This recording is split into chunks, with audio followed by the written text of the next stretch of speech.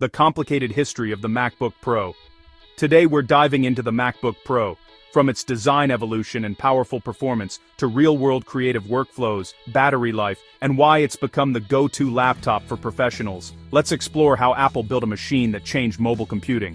But you get the idea. The story of the MacBook Pro is one of relentless ambition. It's packed with groundbreaking tech and moments that shifted the entire industry. But this isn't just a highlight reel, it's a complicated history, full of revolutionary ideas, some truly disastrous missteps, and a company that for a while seemed to forget what Pro was even supposed to mean. It's the story of a machine that had to lose its way, to find its way back, better than ever. This is the story of the triumphs, the tragedies, and the redemption of the MacBook Pro. Section 1. The Intel Revolution. A new beginning. Let's rewind to the mid-2000s. Apple's professional laptop, the PowerBook G4, was a respected machine, but it was running out of gas. The PowerPC architecture that had powered Macs for a decade was hitting a thermal wall. The powerful G5 chip, which had juiced up Apple's desktops, ran way too hot to ever be crammed into a laptop. Apple was stuck, unable to give its pro users the performance they needed. Then, on January 10, 2006 at the Macworld conference, Steve Jobs got on stage and did the unthinkable. He announced that Apple was breaking up with PowerPC and moving the entire Mac line to Intel processors. For Apple fans, this was an earthquake. Intel was the enemy, the chipmaker behind the boring beige PCs that Apple had spent years defining itself against. But Jobs promised this new partnership would unlock an era of unprecedented performance. The very first product of this new era was the MacBook Pro. While it was announced in January, the 15-inch model officially began shipping to customers on February 14, 2006. It kept the sleek aluminum body of its PowerBook G4 predecessor, but under the hood, everything was different. It featured an Intel Core Duo processor that, according to Jobs, was up to 4 or 5 times faster than the G4 it replaced. While real-world results varied, the jump in speed was undeniable. But the chip wasn't the only new thing. This first MacBook Pro introduced 2 features that would become legendary. The first was a built-in iSight webcam, a novelty at the time that every other manufacturer would quickly copy. The second was pure genius, the MagSafe connector. This magnetic power cord would safely pop off if someone tripped on it, saving countless laptops from a catastrophic dive to the floor. It was a simple, elegant solution to a universal problem. It was classic Apple. The initial 15-inch model was soon joined by a massive 17-inch version in April 2006. Over the next couple of years, these machines got steady upgrades to faster Core 2 Duo processors and brighter LED backlit displays. They also set the stage for the multi-touch trackpads that would become Apple's signature. This wasn't just a new laptop, it was a statement. With Intel's roadmap, the Pro laptop finally had a clear path to serious power, setting the stage for what many consider its golden age. If the Intel switch was the spark, the late 2000s were the fire. The MacBook Pro was getting powerful, but its design was still an echo of the past. That all changed in October 2008. Apple unveiled a radical new manufacturing process it called the unibody. Instead of building a chassis from multiple parts, Apple started milling the entire laptop enclosure from a single solid block of aluminum. The result was transformative. The unibody MacBook Pro was thinner, lighter, and dramatically tougher than anything before it. The design was clean, minimalist, and so influential that the rest of the PC industry copied it for the next decade. This new model also introduced the giant buttonless glass multi-touch trackpad, a huge leap in laptop navigation that is still the gold standard today. While the 15-inch Pro and a 13-inch aluminum MacBook, not yet a Pro, debuted this design in 2008, the 13-inch officially joined the Pro line in 2009. For the next few years, the unibody MacBook Pro was the undisputed king of high-end laptops. It was the machine you saw in every coffee shop, design studio, and university lecture hall. Apple kept refining it, but in 2012 it was ready to change the game all over again. At its Worldwide Developers Conference on June 11, 2012, Apple revealed the MacBook Pro with Retina display.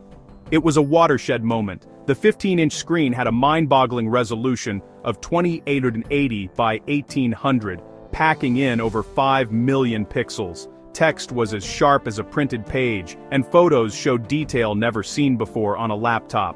It instantly made every other screen on the market look ancient. To achieve this slim, new design, Apple had to make some bold and controversial cuts. The spinning hard drive was out, replaced by much faster and more expensive solid-state drives.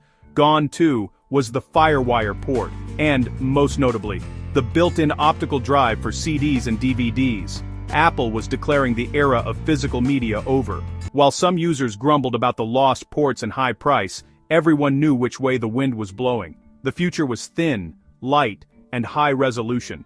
Interestingly, Apple hedged its bets. It continued selling the older, thicker 13-inch unibody model, the one with the optical drive, Ethernet port, and upgradable parts, for an incredible 4 more years, finally discontinuing it in October 2016. It became a cult classic, a reliable workhorse for those who weren't ready to give up their ports and drives just yet. But its days were numbered. Apple was now focused on ultimate portability, a vision that would soon lead the MacBook Pro down its most controversial path yet. The period from 2016 to 2019 is, without a doubt, the darkest chapter in the MacBook Pro's history. This was when Apple's obsession with thin and light design went too far, alienating the very professional users the machine was named after. It all kicked off in October 2016, with a radical redesign. The new MacBook Pro was astonishingly thin and light, but to get there, Apple took an axe to the ports. It removed the beloved MagSafe connector was gone. The standard USB-A ports, the HDMI port, and the SD card reader, all essential for creative pros, were eliminated. In their place were 2 or 4 identical USB-C style Thunderbolt 3 ports. The vision was a single port to rule them all.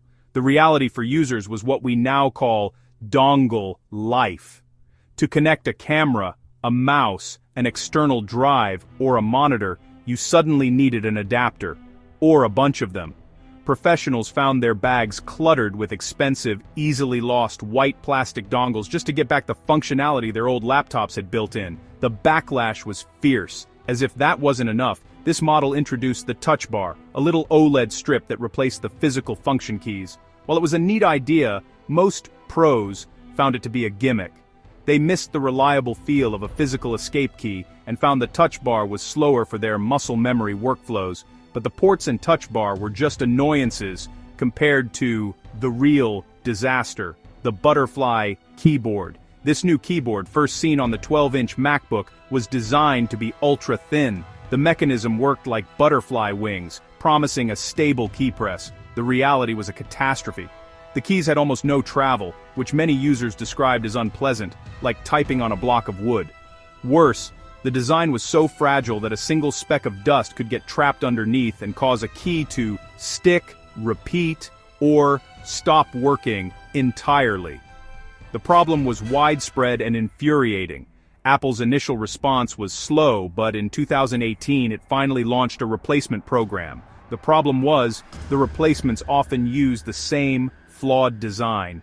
The debacle led to a class-action lawsuit, which Apple eventually settled for $50 million in 2022 to compensate owners for repair costs. For 4 years, Apple sold its most expensive laptops with a fundamentally broken keyboard. The Pro brand had become unreliable and frustrating. Apple had lost its way. The comeback started quietly. In November 2019, Apple released a new 16-inch MacBook Pro. Its most celebrated feature wasn't a new chip or a flashy design. It was the keyboard. Apple had finally ditched the butterfly mechanism and brought back a reliable scissor switch design. It called the Magic Keyboard. It was the first real sign that Apple was listening. But the true redemption began on June 22, 2020. At a virtual conference, CEO Tim Cook announced another shift just as big as the move to Intel. Apple was transitioning the entire Mac line to its own custom chips, Apple Silicon.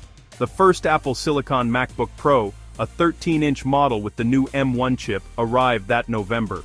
It was a revelation. It was astonishingly fast, yet it ran cool and quiet even under heavy use, with incredible battery life. But this was just a transitional machine. It still had the old body, the Touch Bar, and only 2 ports. The real turning point, the moment the MacBook Pro was truly back, came in October 2021. Apple unveiled completely redesigned 14-inch and 16-inch MacBook Pros powered by new M1 Pro and M1 Max chips. These machines felt like a direct apology to every Pro user Apple had alienated. They were slightly thicker and heavier, a clear sign that thinness was no longer the only priority. And the ports were back. MagSafe was back. The HDMI port was back. The SD card slot was back. And the hated touch bar? Gone, replaced by a full row of physical function keys. Apple had heard every major complaint and fixed it. The performance was staggering. The M1 Pro and M1 Max chips rivaled high-end desktop workstations while offering amazing battery life. The transition for the entire Mac lineup was officially completed in June 2023 with the M2 Ultra Mac Pro. It was a monumental success. The MacBook Pros of the Apple Silicon era, from the M1 through the M2, M3, and M4 families, are machines that balance incredible power with the practical needs of their users. The redemption was complete. When you look back, the story of the MacBook Pro is a perfect circle. It begins with a bold leap to Intel that enabled a golden age with the unibody and Retina models. It's a story of hubris, where chasing thinness led to a dark period of user-hostile design, the dongle life, and the infamous butterfly keyboard. And finally, it's a story of redemption, where a second leap to Apple Silicon allowed the company to not only reclaim its performance crown, but also return to a philosophy that puts pro users first. The MacBook Pro's journey is a powerful lesson. You have to listen to your audience. It proves that a name like Pro is more than just marketing. It's a promise of power, reliability, and function. Now, the MacBook Pro is back on top of its game. But what's next?